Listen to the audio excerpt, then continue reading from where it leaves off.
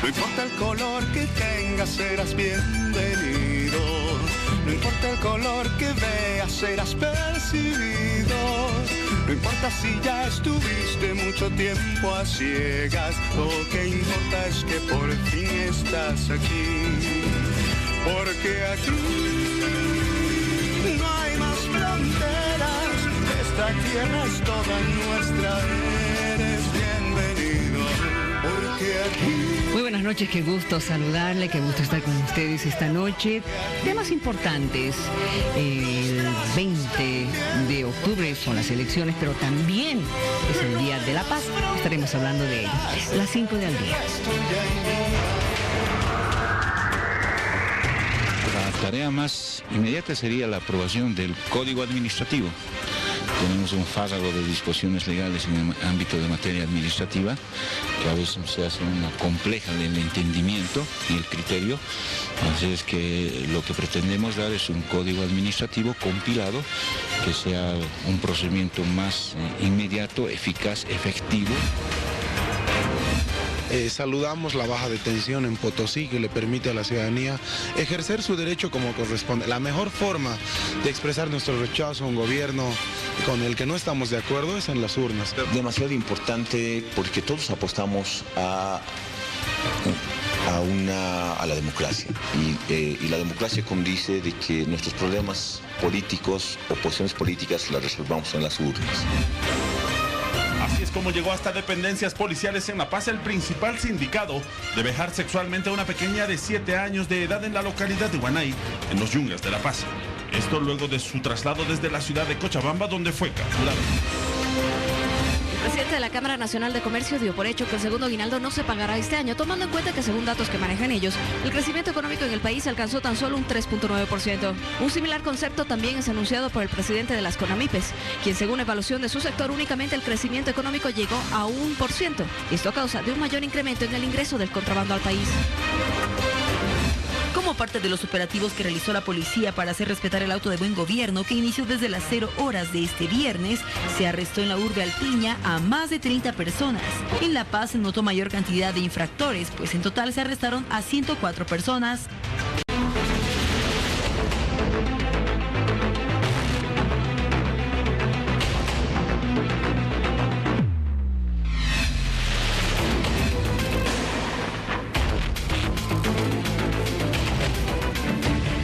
Violencia hacia la mujer grave, porque también la violencia hacia los niños, niñas, persisten.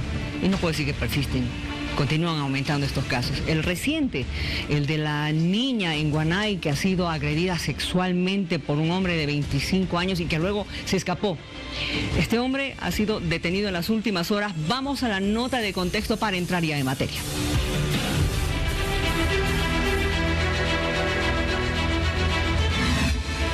Así es como llegó hasta dependencias policiales en La Paz el principal sindicado de vejar sexualmente a una pequeña de 7 años de edad en la localidad de Huanay, en los Yungas de La Paz. Esto luego de su traslado desde la ciudad de Cochabamba, donde fue capturado. Consumado el delito, el agresor se habría fugado de la localidad yungueña en compañía de su esposa y de sus 2 pequeñas hijas. Su esposa de 18 años aseguró desconocer la situación.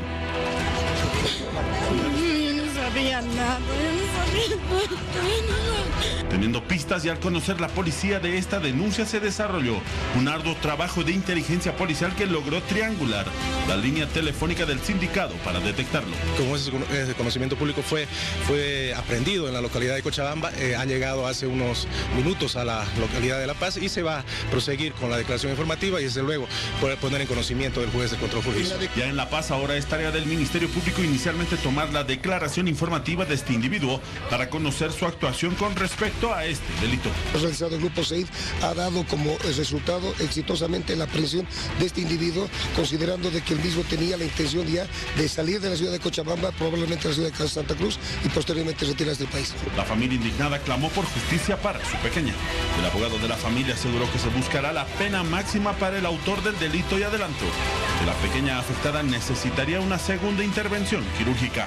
Constituirnos en parte civil y solicitar dictar pues 30 años de presidio para este violador, ¿no? Lo que nos extraña, no sabemos ahorita cuál es la condición o la situación jurídica de la mujer que es cómplice. Hoy día nos hemos enterado a través de los médicos que posiblemente sea sometida a una segunda cirugía. Toda esta situación se había suscitado cuando la pequeña víctima y su hermanita menor se quedaron solas en la casa el pasado domingo, situación que fue aprovechada por el agresor, quien incluso habría amenazado a su víctima para que guarde silencio.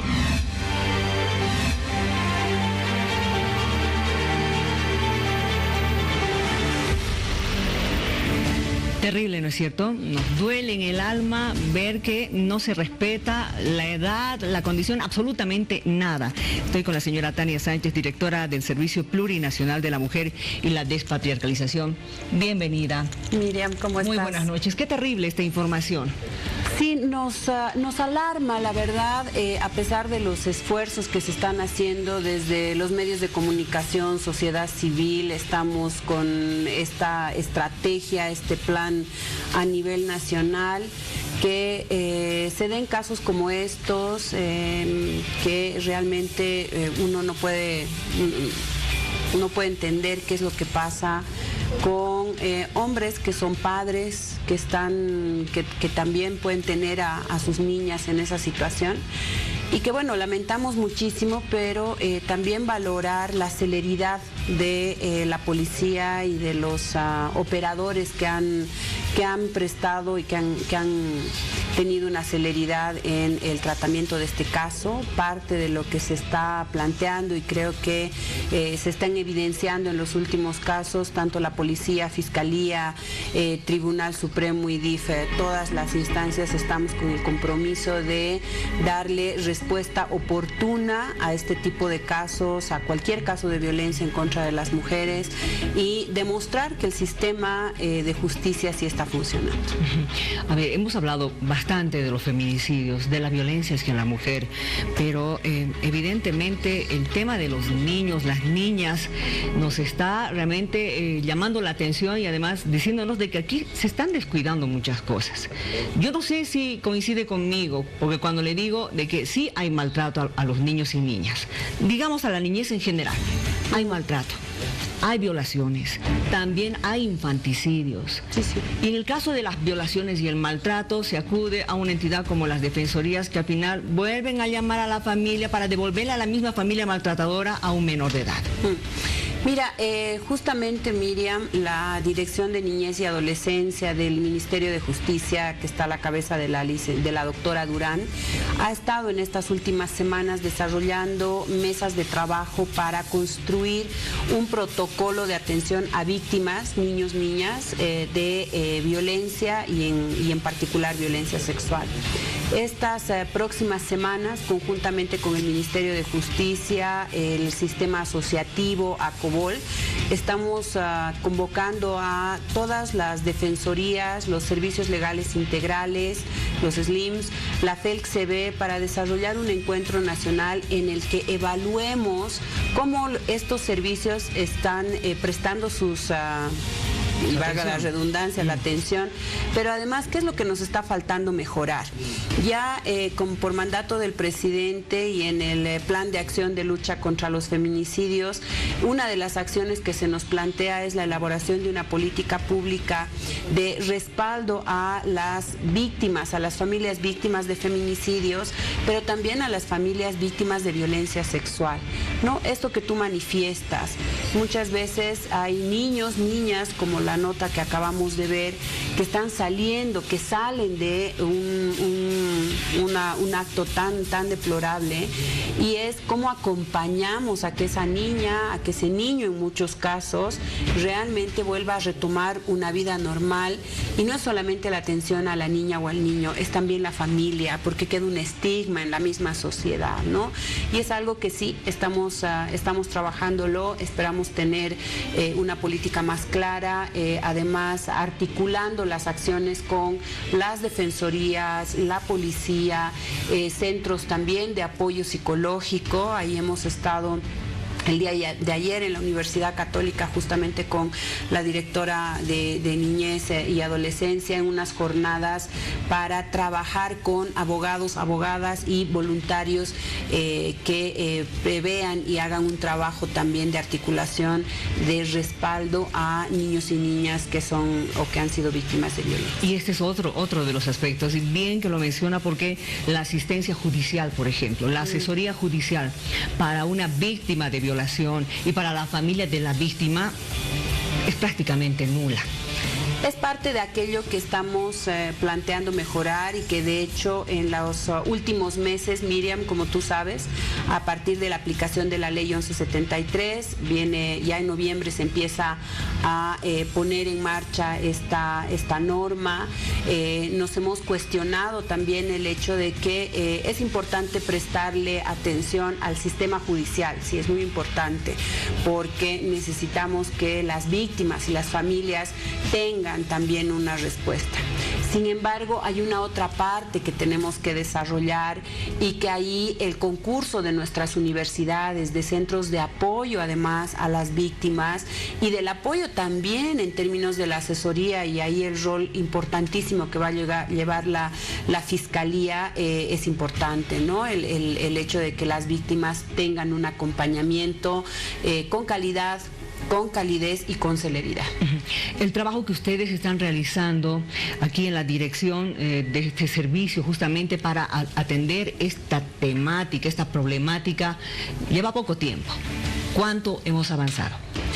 Mira, Miriam, nos han planteado al servicio varias tareas, entre aquellas estamos en la implementación del Plan de Acción contra los feminicidios y la violencia machista, que tiene por objetivo feminicidios, infanticidios y violencia sexual a niños, niñas, adolescentes. Estamos nosotras haciendo el seguimiento específico y acompañamiento a las acciones que están siendo lideradas por otras instancias. Se ha avanzado muchísimo, se han reasignado recursos para municipios, gobernaciones y la FELCB, casi se han duplicado el porcentaje de recursos, eso está en marcha. El 25 de noviembre vamos a presentar un informe. El sistema educativo, el Ministerio de Educación ha dado grandes avances en estos últimos meses bajo el liderazgo del ministro. Las unidades educativas en todo el país cada 25 de mes están desarrollando acciones específicas para hablar sobre la prevención de la violencia sexual, la identificación incluso de qué está bien, qué está mal, porque muchas niñas, y eso nos pasa, no saben qué les está pasando, no saben incluso el hecho de que está mal que alguien venga y les haga preguntas o las toque de forma indebida a ellas o ellos, ¿no? Entonces se están hablando desde estos temas, se está trabajando en una propuesta de currícula específica que esperamos el próximo año ya esté vigente. Lo propio, se está haciendo un trabajo importante en la Comisión Interinstitucional de agilización y priorización de casos de feminicidios, infanticidios y violencia sexual, con el concurso de el Ministerio Público, el órgano judicial, el Tribunal Supremo, que hemos estado trabajando estas semanas. De hecho, un equipo está hoy en la ciudad, ha estado estos últimos 3 días en la ciudad de Tarija viendo los casos en relación a y mira, en Tarija la mayor cantidad de casos y lo más preocupante justamente son casos de violencia sexual a niños y niñas, ¿no? Entonces hay avances que los vamos a en detalle ir presentando en breve. Hay el concurso y el compromiso de cada una de las instancias del Estado a nivel central, a nivel municipal y a nivel departamental. Nos está faltando, todavía nos falta el seguir fortaleciendo acciones con sociedad civil, con los padres, las madres de familia, los medios de comunicación. Ustedes se han sumado, creemos que igual ahí vamos a estar en estos meses desarrollando mayores acciones, y desde todos los espacios también y con buenas noticias se está avanzando. De hecho, el día de ayer ya el presidente lo mencionaba en su cuenta digital, a partir de la iniciativa y el liderazgo del Ministerio Ministerio de Planificación de la ministra Prado, en articulación con el PNUD y el servicio, presentamos hace unos meses una propuesta a un fondo sur-sur de la India para trabajar una propuesta de política pública de cuidados, de cuidado de la primera infancia. ¿Qué tiene que ver con esto que tú estás diciendo? Se ha logrado la captación de alrededor de $1 millón para trabajar en una propuesta específica y promover unos laboratorios de innovación social, así se llama, en los que pretendemos implementar centros de cuidado infantil en la primera infancia, desarrollando además una metodología educativa en la cual los niños, las madres y los padres de estos niños deconstruyamos estos imaginarios sociales en cuanto a los roles, en cuanto a mirar y no naturalizar la violencia, por ejemplo, pero también que estos centros promuevan y den mayores posibilidades a las mujeres que ahora muchas de ellas lideran sus familias, están a la cabeza de las familias, mayores oportunidades de trabajo. Muchas mujeres no tienen el acceso al trabajo que debieran porque no tienen dónde dejar a los niños, el tema de la confianza también en dónde dejarlos y lo más importante también el fortalecer sus capacidades en términos de identificar campos de trabajo, ¿no? Entonces, entre medio de estas noticias que nos duelen, que pesan, estamos también desarrollando y bueno, teniendo buenas noticias en relación a desarrollar política pública que puede implementarse posteriormente en todo el país. Exactamente. Gracias por haber venido.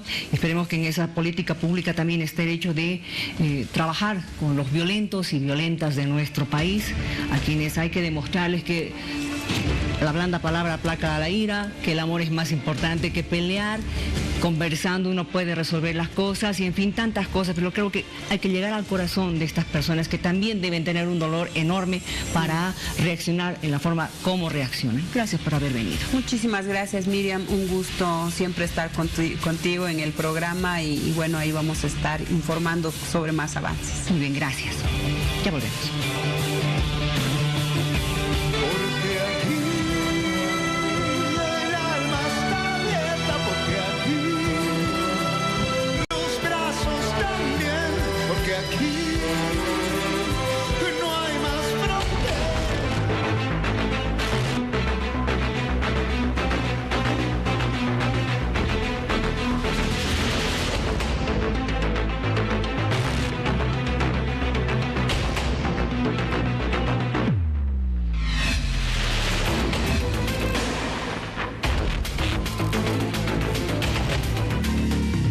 Hace más de una semana ha aparecido a través de las redes sociales la declaración de un supuesto diácono del Vaticano denunciando a presidentes y expresidentes de Latinoamérica, de quienes dijo que tenían unas cuentas fabulosas en el Banco del Vaticano.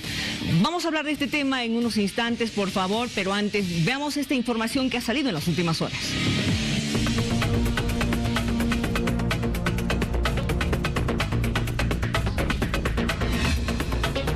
Hace algunos días se difundió la entrevista de un aparente diácono, declarando en un medio televisivo y que apareció en las redes sociales, involucrando a personalidades de América Latina, asegurando que tendrían cuentas falsas en el Banco del Vaticano, inclusive con la complicidad del Papa Francisco. Es el ingreso de las últimas declaraciones juradas, creo, de Evo Morales en Bolivia, habla en dólares y cómo justifica eso, con un sueldo presidente de Bolivia. Lo mismo que pasa acá con Cristina Fernández Kirchner, lo mismo que pasa con Bachelet, lo mismo que pasa con Lula. A Lula lo agarraron y lo pusieron preso por un departamento 3 ambiente. Estas supuestas denuncias no tienen ninguna base de veracidad y es importante asegurar que la fuente de estas carece de credibilidad, pues se trata de una persona que no es quien dice ser. Así lo afirmó en un comunicado del mismo Vaticano ni Cristina Fernández de Kirchner, ni Juan Manuel Santos, ni Luis Ignacio Lula da Silva, tampoco Evo Morales, Rafael Correa, Raúl Castro, Daniel Ortega o Nicolás Maduro. Ninguno de estos presidentes o expresidentes de América Latina tienen cuentas en el Instituto para las Obras de Religión, conocido coloquialmente como el Banco del Vaticano. En nuestro país, el arzobispo Jesús Suárez también desmiente estas denominadas falsas noticias. Nosotros hemos averiguado esta acusación de que presidentes de América Latina tendrían cuentas enormes, que a mí me gustaría tenerlas, en el Vaticano, es falso.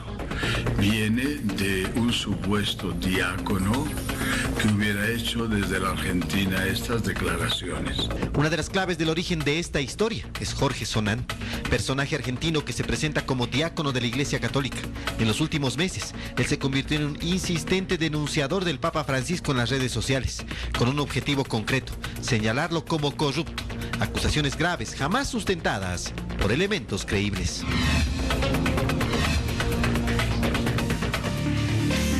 La pregunta ha salido sobre quién era el famoso diácono, presunto diácono. ¿Era realmente un diácono del Vaticano? Estoy hoy con Brian Peñaranda, que es comunicador y politólogo, perteneciente a la Fe de Voces Católicas, que además es la entidad comunicadora de la Conferencia Episcopal de Bolivia. Bienvenido, ¿cómo estás? Muchas gracias, muy bien, muchas gracias por el tiempo. A ver, complicado este tema, ¿no?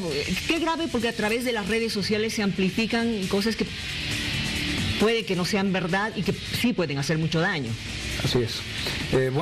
Sí, la verdad es que mientras la información no venga respaldada con datos fiables, no es verídica, ¿no? Últimamente, estos años hay muchas fake news. Y bueno, es necesario esclarecer la verdad ante todo, ¿no? ¿Qué fue lo que dijo este señor Jorge Sonante? Ha señalado de que varios presidentes y expresidentes de América Latina, entre ellos el presidente Morales, tienen unas cuentas millonarias en el Banco del Vaticano. Así es. Primero que nada quiero hacer una pequeña aclaración. Yo no estoy acá para favorecer a ningún partido político ni tampoco para desprestigiar. El tema acá no se trata de caer en un periodo preelectoral, a unos días de las elecciones, tratando de favorecer y nada. Porque no podemos tampoco, ¿no? Estamos en silencio. Claro, simplemente es esclarecer la verdad.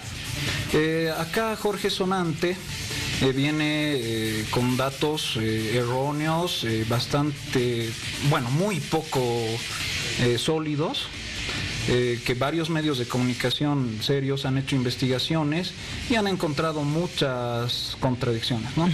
Entonces, al parecer es un señor que trata de atacar a la Iglesia, trata de atacar al Papa, precisamente. ¿Al Papa? ¿Y por qué?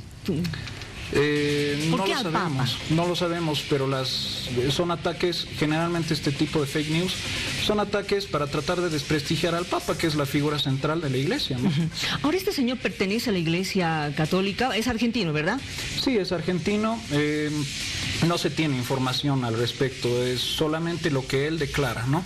En su página web y todo, que supuestamente le han nombrado diácono permanente, y cuando la única información que se tiene es que es un señor que ha participado del seminario durante 2 años y al parecer se le ha invitado a abandonar la formación en el seminario. Y bueno, eso es la información que se tiene. Siendo estudiante. Así es. No es cierto. Ahora bien, ¿qué dice o qué ha hecho la Iglesia Católica estos días? Porque estamos hablando de más de una semana que ha salido esta declaración de Jorge Sonante. Bueno, en realidad no es un tema actual, viene ya de hace tiempo, ¿no? El 2018 se tienen algunas declaraciones y alguna circulación de este tipo de información que, claro, se ha viralizado en las redes sociales sobre todo, y que bueno, en enero de este año la anunciatura y claro, el encargado el representante del IOR del Vaticano ha sacado a la luz todo esto, ¿no? De que este señor Jorge Sonante está con datos falsos, ¿no? Ahora, ¿qué pasa? ¿Quiénes tienen cuentas en el Banco del Vaticano? Esto para que la población sepa. Bueno, primero que nada, yo no lo llamaría Banco del Vaticano. Ya. Es el IOR, Instituto de Operaciones Religiosas. En este caso, no existen cuentas bancarias de personas de ningún estilo, salvo comunidades y sacerdotes, ¿no? O sea, parroquias y comunidades arquidiocesanas, exacto. y las obras se encargan, o bueno, el IOR se encarga de únicamente guardar el dinero que ellos, o sea, las obras de la iglesia depositan para que ellas mismas las administren. Es una entidad totalmente independiente, ¿no? Sí pertenece al Vaticano, pero no se presta para ningún tipo de préstamos ni transacciones financieras, no da intereses, o sea, tasas de interés ni nada a nadie que no sea parte de la iglesia, sea sacerdote o sea una comunidad. Y de la iglesia católica en específico. Específicamente, así es, y paralelamente a ello, ¿no? Esto de las fake news de que surgen, que hay cuentas bancarias de líderes políticos a nivel Latinoamérica, de los gobiernos, es algo que, claro, obviamente representa parte de la ausencia de poder esclarecer la información, la libre, bueno, respetar la garantía al libre acceso de la información, que es un error muy común en los gobiernos actuales latinoamericanos, que claro, o sea, ¿por qué se tendría que hablar, yendo a este tema, ¿no? ¿Por qué se tendría que hablar justo con el Vaticano, del IOR, del Banco del Vaticano, qué sé yo, cuando, por ejemplo, han habido ataques ya hace tiempo, ¿no? Con ataques al presidente de que tenía igual cuentas en el extranjero en otros bancos. Entonces no es algo que sea nuevo, tampoco se ha esclarecido hasta ahora ese hecho. Sería bueno que se esclarezca, que ya nos iremos enterando, ¿no? Para saber qué ha pasado con ese tema. Monseñor Jorge Suárez, o Jesús Suárez, lo has escuchado. Jesús Suárez, quien ha señalado de que todo es falso, que es una mentira lo que se ha transmitido a través de las redes sociales con relación a este tema. Así es. ¿Se va a hacer algo con relación a este señor, a Jorge Sonante? Sí, por supuesto que sí, se van a presentar medidas legales que obviamente a través de estas fotos que han habido de documentos, porque él ha mostrado, sí, supuestamente, comillas, que son prácticamente, que tenemos pruebas de que son prácticamente escáneres de documentos sobre bases de algunos documentos modificados para que parezcan oficiales y no son oficiales. Claro, con números de cuentas. Con números de cuentas y todo, direcciones que no pertenecen, no corresponden. Muy bien. ¿Eso lo va a hacer la Conferencia Episcopal? No, lo va a hacer el Estado Vaticano de manera directa. ¿Directamente? Sí. Muy bien. Sí. Vamos a esperar esa información y la confirmación de lo que nos estás indicando, pero es bueno que aclaremos esto. Hay que tener mucho cuidado realmente con las redes sociales. Así es. ¿No? Con este tipo de información que circula, hay que verificar 1, 10 veces, tal vez incluso un poco más para llegar al fondo de la verdad. Gracias por haber venido, Brian. Muchas gracias. Que te vaya muy bien. A ver, vámonos a una pausa, por favor. Enseguida estamos.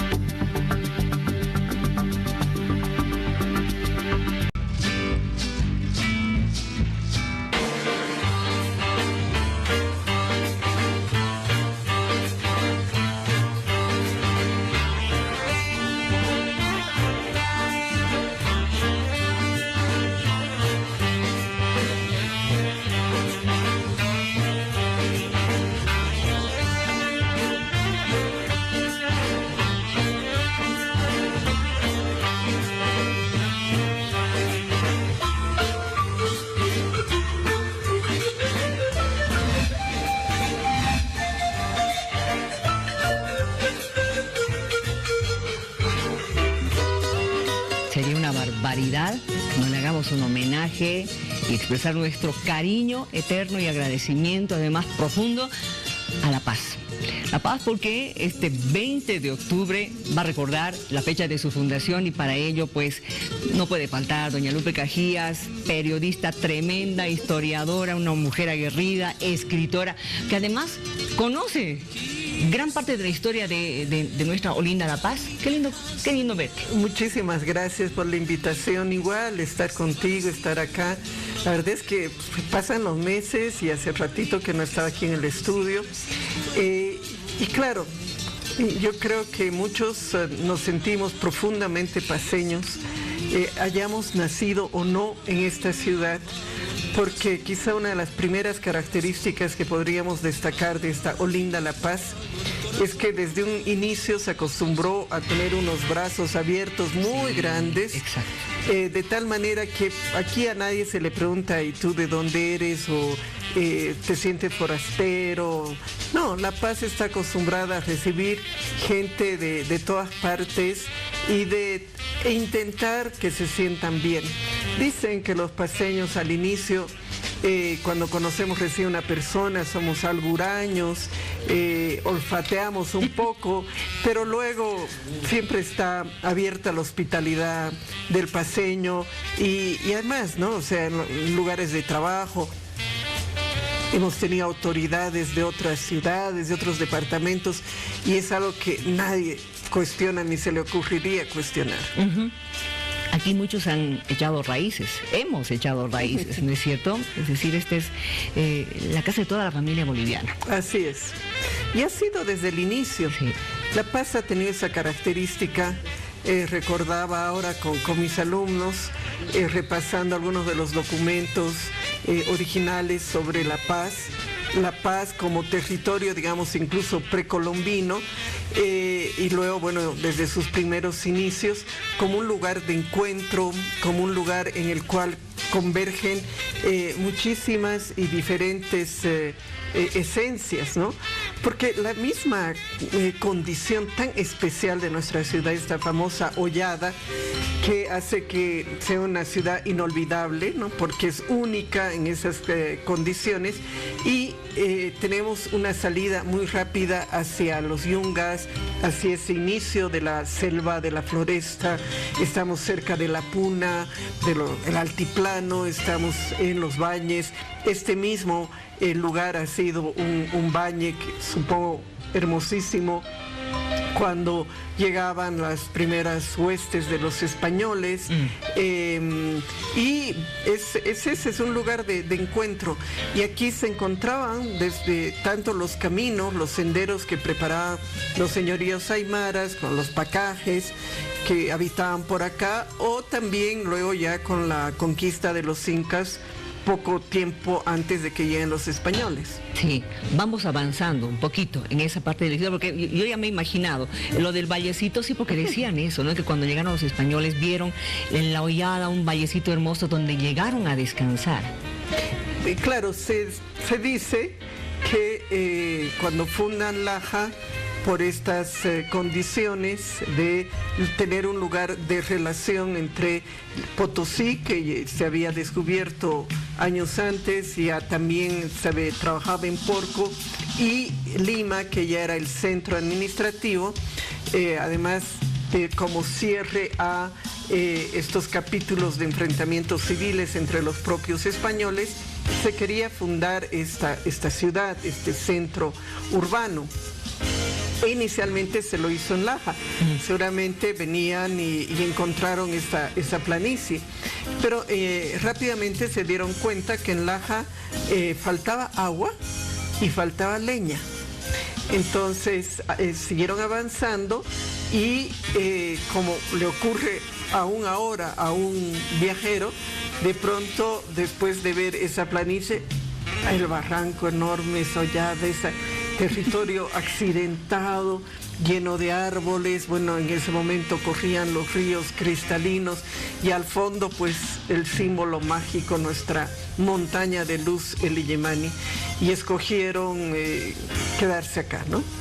Pocos días después del 20, creo que es el 24 de octubre, ya se hace el acta oficial de fundación en lo que es ahora Churubamba, ¿no? El barrio de Churubamba. El barrio de Churubamba, donde está obviamente la Plaza Alonso Mendoza, lo que luego se va a conocer como San Sebastián. Ahí ya llegan los primeros que se van a repartir los solares, van a trazar la ciudad con este famoso damero renacentista, y van a establecer lo que es característica en todas las ciudades coloniales, sobre todo hispanas, de tener el cabildo, el lugar de la horca, el lugar de la iglesia, el lugar de donde se van a tratar diferentes temas de la organización de la ciudad y obviamente un mercado, y según parece ya cerca existían estos tambos y esta condición se ha mantenido hasta ahora, ¿no? Porque todo lo que es el Mercado Rodríguez, o sea, a partir de la Sagárnaga sabemos que todo es comercio y eso empezó desde la época precolombina y muy rápidamente desde la época de los españoles.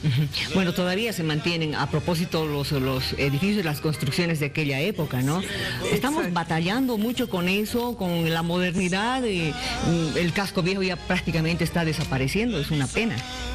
Claro, hay una falta de cuidado y lastimosamente la gran pelea que hicieron historiadores y arquitectos por defender la Plaza Mayor, hoy conocida como Plaza Muriño, porque es realmente impensable lo que ha sucedido de haber afectado de tal manera con la famosa Casa del Pueblo y con el actual edificio de la Asamblea de la Asamblea Legislativa, que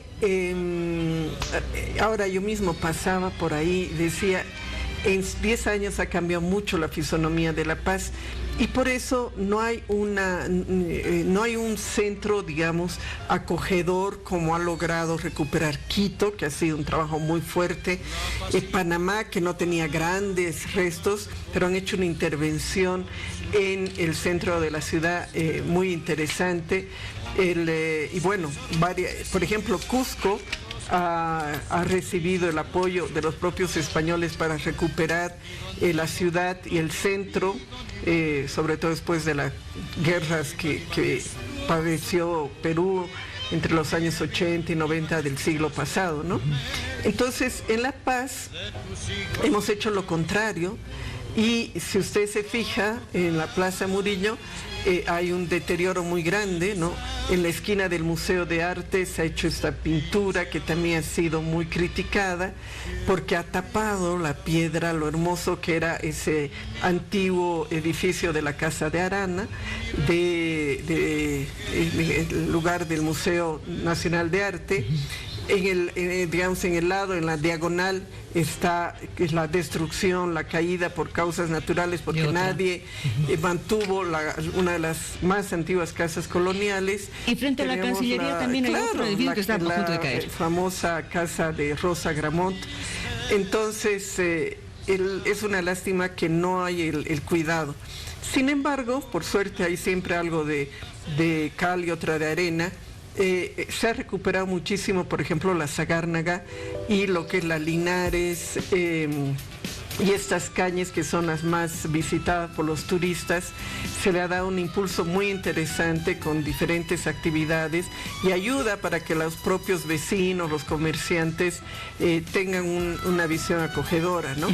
Pero falta muchísimo. Falta mucho, es cierto. Pero hoy, por lo menos hoy, queremos decirle a La Paz que la queremos, es muy importante para todos nosotros, para Bolivia entera, y que a través de las palabras de la señora Lupe Cajías y de este medio, pues, queremos rendirle un homenaje, todo nuestro cariño. Gracias por venir. Muchísimas gracias, y para ustedes igual, y a todos los paseños y habitantes de La Paz, un abrazo enorme este domingo 20 de octubre.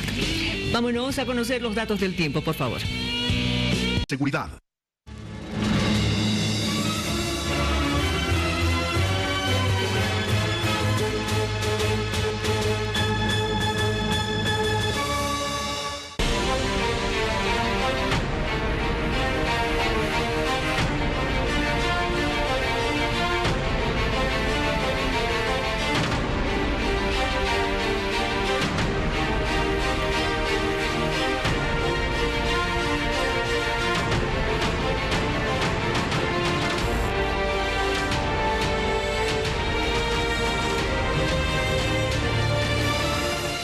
Tenemos la visita del coronel Jaime Zurita Trujillo, que es el comandante nacional de tránsito, para conversar con él sobre todos los preparativos que se están haciendo para el día de las elecciones. Bienvenido, muy buenas noches.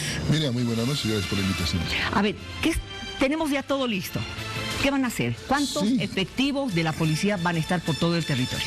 Bueno, el Comando General ha dispuesto de que todo el efectivo, el 100% de los efectivos policiales, estemos acuartelados ese día, y eso implica que los 39.000 policías vamos a estar trabajando ese día, y para ello se ha emitido un plan de operaciones. Entenderán que el plan de operaciones tiene una fase preoperacional, operacional y posoperacional. Ya la fase preoperacional se está ejecutando, ya se han hecho las coordinaciones, se han determinado los puntos estratégicos y todo aquello, ¿no? Y entonces ya estamos listos para nosotros trabajar el día de las elecciones, y de tránsito vamos a tener de los 39.000 aproximadamente unos 2.200 policías que se van a dedicar a tareas de tránsito, es decir, urbano, rural, carreteras y todo aquello, ¿no? Bueno, ese día solamente pueden circular vehículos que tengan el permiso del tribunal. Sí. Ningún otro vehículo más. Ningún otro vehículo. La restricción corre desde las 0 horas del día domingo hasta las 24 horas.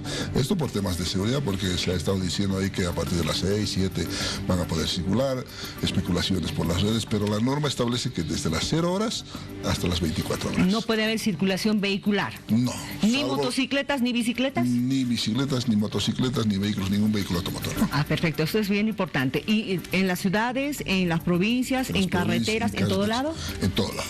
La ley rige a nivel nacional y bueno, la policía la va a hacer cumplir. ¿Y qué va a pasar con aquellas personas que incumplan esta norma? Bueno, el Tribunal Supremo Electoral ha establecido sanciones para aquellas personas que incumplan, es decir, estén circulando sin tener autorización. El tribunal ha establecido que la sanción es el 25% de un salario mínimo.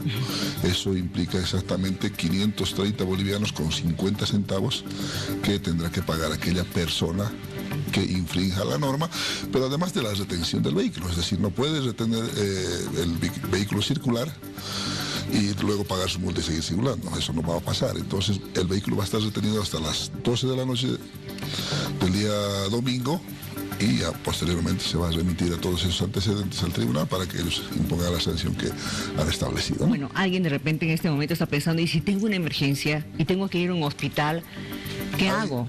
La policía. Para eso está la policía, el 110, el BOL 110 va a estar trabajando, todo el personal va a estar acuartelado. Hay que destacar que hay un personal de servicio que se ocupa de la seguridad, es decir, para estos casos de emergencia, que pasó algo imprevisto y se necesita, la policía se llama al 110 y la policía acudirá. Entonces el tema de seguridad no se ha descuidado, aparte de la seguridad que se va a dar a las ánforas y todo aquello, ¿no? Hablemos justamente de esto, de las ánforas, de los recintos, de aquellos lugares donde se va a votar. ¿Qué función va a cumplir la policía allí?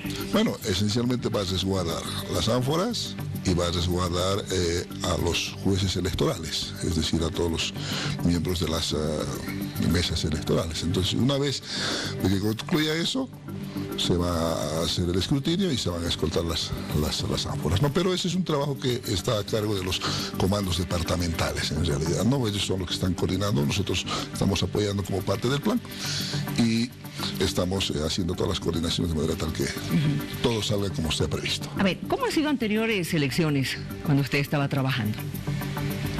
Bueno, ¿se acuerda de alguna anécdota, sí, alguna cosa que no se debió haber hecho, que quizás hoy quiera recomendarle a la población? Bueno, no que yo recuerde así con exactitud alguna nada, pero siempre la policía ha tratado de establecer los mejores mecanismos de seguridad y para ello hay un análisis también de inteligencia, ¿verdad? Es decir, se hace el trabajo del análisis y todo aquello. Entonces, en función de ello se van tomando determinaciones, se van viendo puntos estratégicos y todo aquello, de manera tal que el personal esté desplazado donde creemos nosotros que puede haber problemas. Pero todo está coordinado. Muy bien. Ahora, tengo entendido que desde las 0 horas de este viernes han estado en operativos intensos con esto de la ley seca. Nadie puede beber ni comprar bebidas alcohólicas. Tampoco pueden asistir a centros de diversión. Sí. El auto de buen gobierno está vigente y a la policía, el comando departamental ha estado realizando en el alto. Entiendo que se han cerrado algunas discotecas incluso y en este caso también la ley electoral establece multas. Sí. Tanto para el que vende bebidas alcohólicas como para los que consumen bebidas alcohólicas. Entonces los comandos departamentales están haciendo su trabajo. ¿Y son multas pecuniarias, me imagino, o hay detención?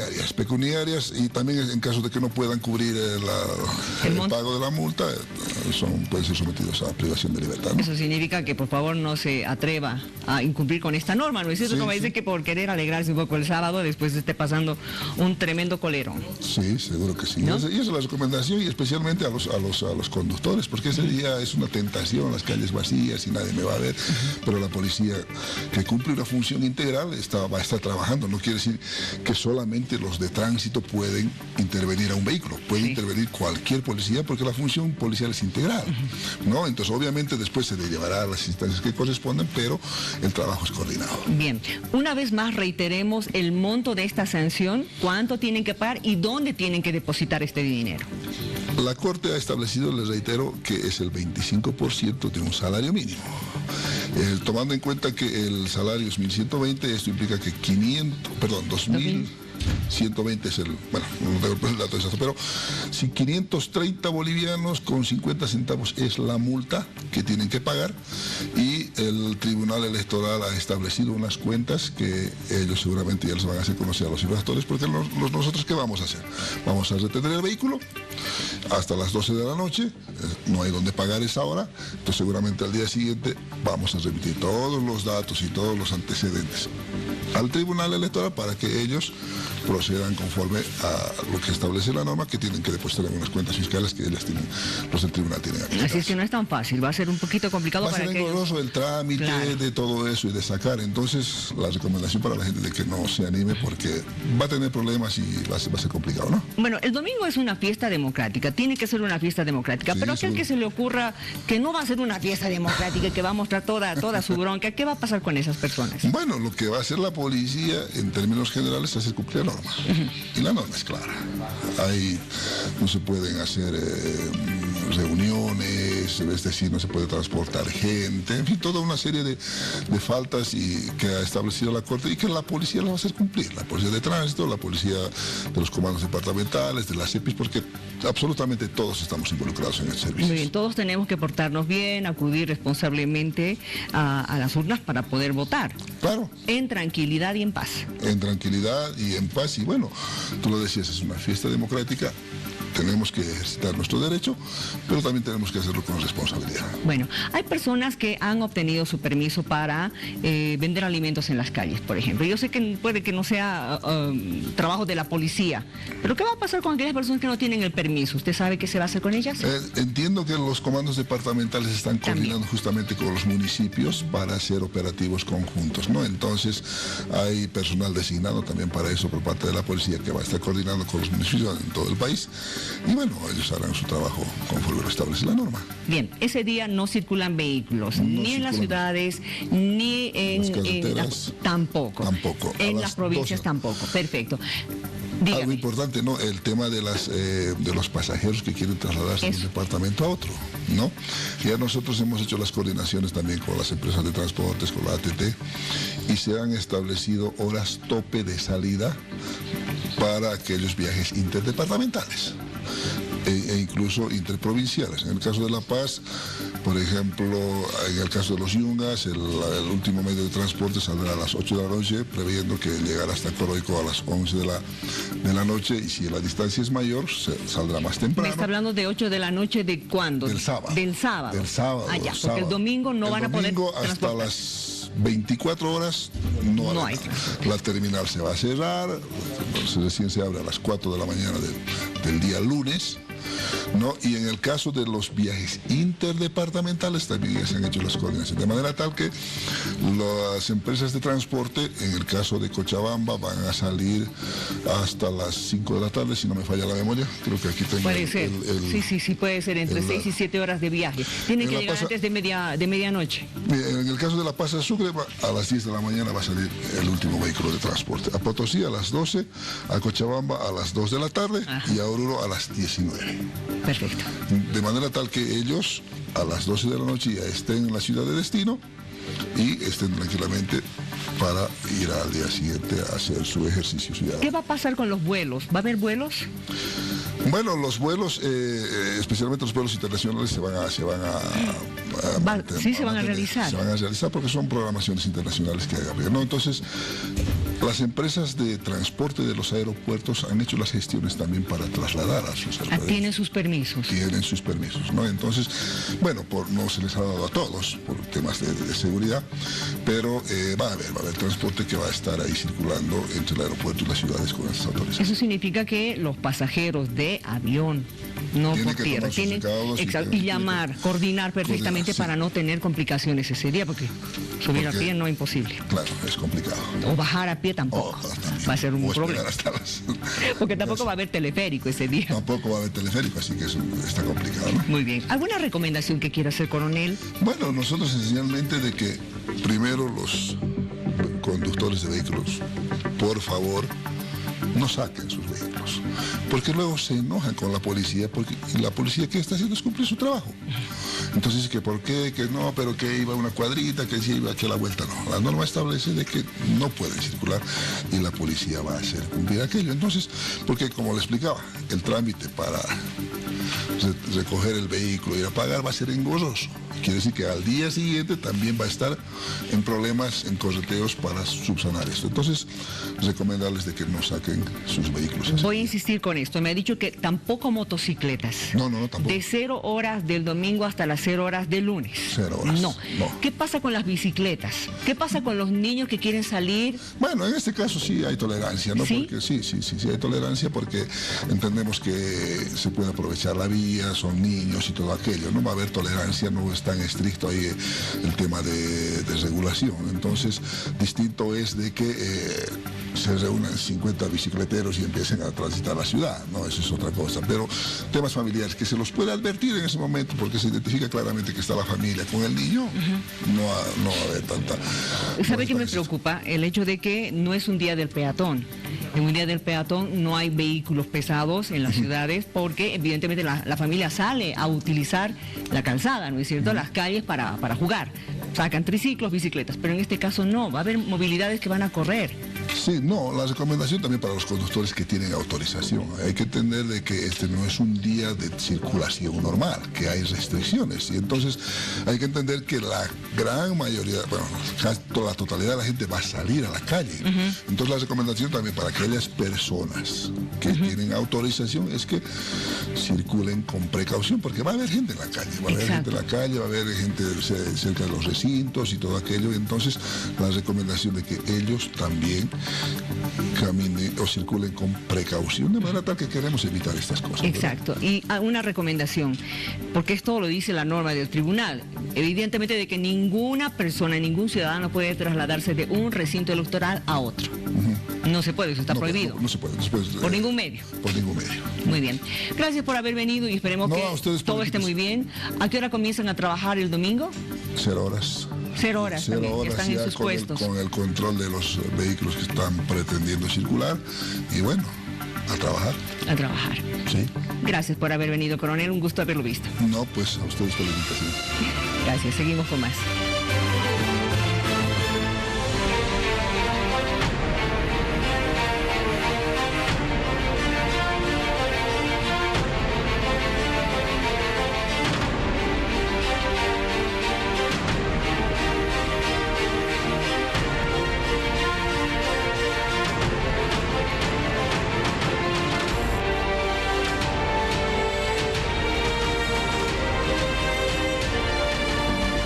Abrimos este bloque con información importante previa a las elecciones del próximo domingo. Es información que a usted le va a servir porque en esta también vamos a incluir recomendaciones sobre lo que debe y no debe hacer. De principio, se espera que el próximo domingo usted pueda asistir con tranquilidad, con mucha responsabilidad hasta su recinto para emitir su voto. A solo un día de las elecciones nacionales existe inquietud por lo que pueda pasar en esta elección de mandatarios y legislativos para el país. Los políticos convocan a que esta sea una jornada tranquila y la ciudadanía pueda ejercer su voto democráticamente. Bueno, hermanas y hermanos bolivianos, es importante que construyamos y profundicemos nuestra democracia en Bolivia. Bolivia es uno de los países que mayor participación tiene en tema de votantes. Apostamos por un proceso electoral pacífico en el que la gente gente ejerce su derecho sin violencia. Pero si bien piden tranquilidad en el momento del voto, los opositores dicen que de evidenciarse algún tipo de fraude, los conflictos podrían generarse en el país en defensa del voto ciudadano. Con una pequeña puntualización, todas estas advertencias obedecen a la posibilidad de un fraude. Si se verifica que los resultados son alterados para beneficiar al movimiento al socialismo, no solo Rafael, el país que vota por una opción distinta seguro que no reconocerá ese resultado que pretenda ser impuesto con un tribunal manipulado. No me quiero adelantar, veremos al domingo, estamos a nada de que el acto electoral se desarrolle. ¿Qué pasó en Perú? Fujimori buscó la reelección, como se hace acá, desconociendo la Constitución, y a los pocos meses de que logró ese mandato salió un informe de la OEA, se llama el informe Stein, y hubo turbulencia en Perú, Fujimori escapó al Japón y ahora está preso. Yo no quiero que en Bolivia pase eso. El oficialismo afirma que no debe de convocarse a conflictuar Bolivia y que la ciudadanía es racional para aceptar este tipo de convocatorias desestabilizadoras. Bueno, esperamos que la mayoría del pueblo boliviano deje de lado y lo entierra esos discursos más radicales de sedición, de violencia, desacato, desorden. Bueno, ¿sabe usted cuántos somos los bolivianos que vamos a votar dentro de nuestro país, fuera del país? Estos son datos generales que tienen que ver con el padrón electoral.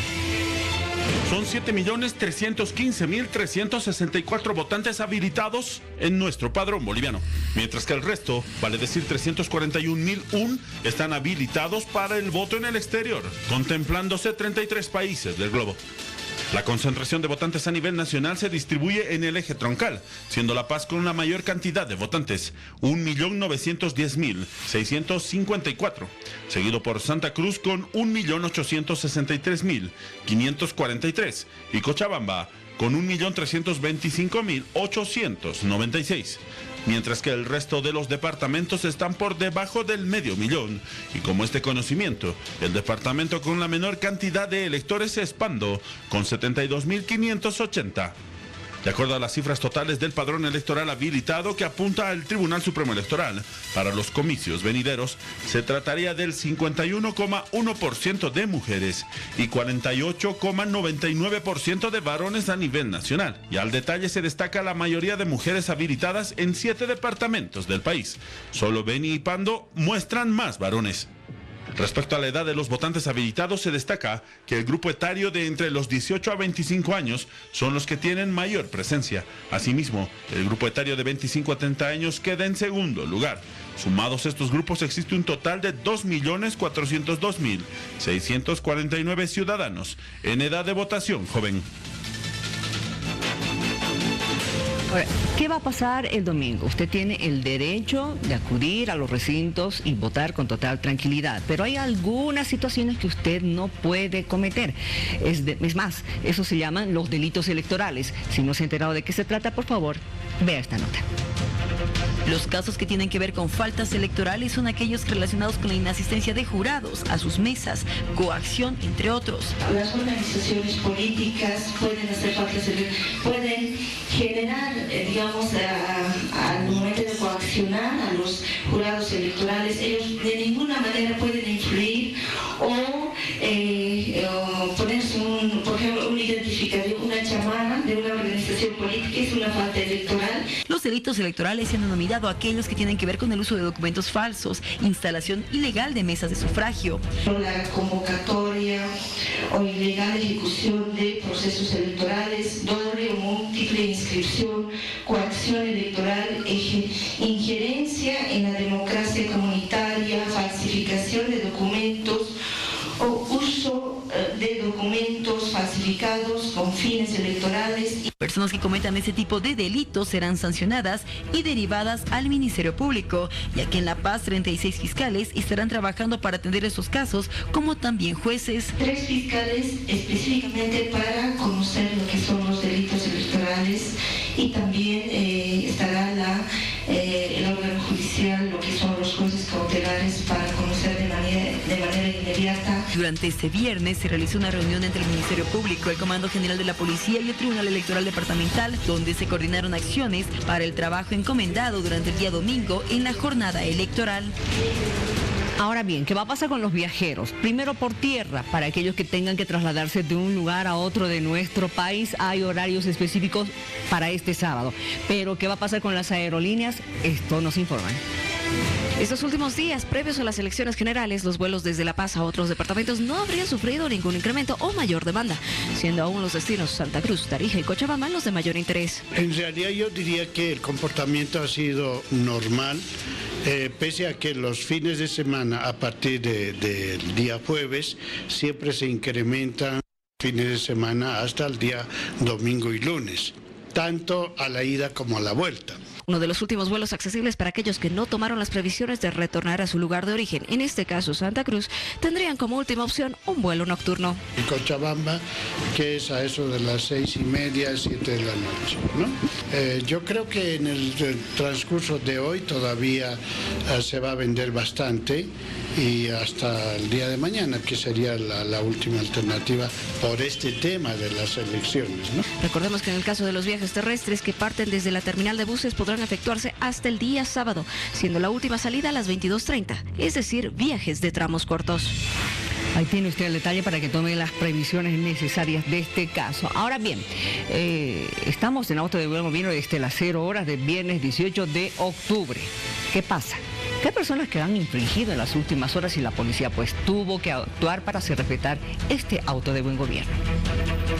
Como parte de los operativos que realizó la policía para hacer respetar el auto de buen gobierno, que inició desde las 0 horas de este viernes, se arrestó en la urbe Altiña a más de 30 personas.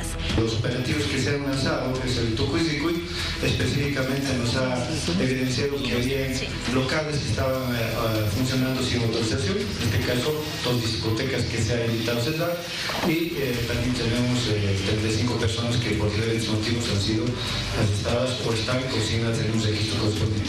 En La Paz se notó mayor cantidad de infractores, pues en total se arrestaron a 104 personas. También tenemos como 35 casos que se han atendido en la unidad de conciliación ciudadana y familiar por diferentes motivos. Multas económicas y arrestos son las sanciones que se emitieron en estos casos. El auto de buen gobierno que rige en el país desde este viernes comprende la suspensión de toda actividad pública y privada, a excepción de los servicios de salud, entre otras medidas. Y bien, eso es todo en Bolivia Decide.